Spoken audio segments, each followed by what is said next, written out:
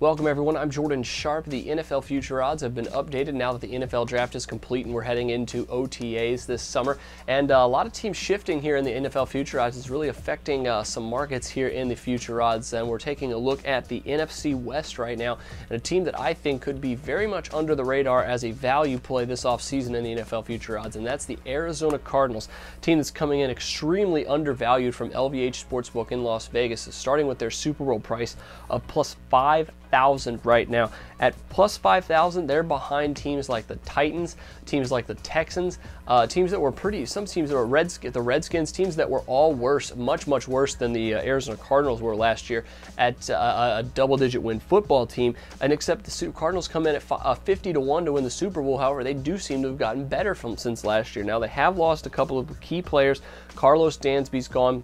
They did have some holes at linebacker this offseason, but it looks like if they can fill those, things are going to be looking up again for the Cardinals this season. Now, everyone says that look at the division they play in, have to write them off immediately, and I'm not quite sure that that is the case this season with Arizona. If Carson Palmer is just competent and an average quarterback, this team has a very good chance of getting into the playoffs, something they failed to do in Week 17 of last season when they lost to the San Francisco 49ers. Now, with Arizona, like I said, if Carson Palmer is just average and that offense is just competent, the defense is going to be good enough to get them to the playoffs and potentially get them to a division crown. And at the NFC price of plus 2,500, I think they're also kind of undervalued in that price right now. But the biggest undervalued price I think has for the Arizona Cardinals is their NFC West price of 10-1.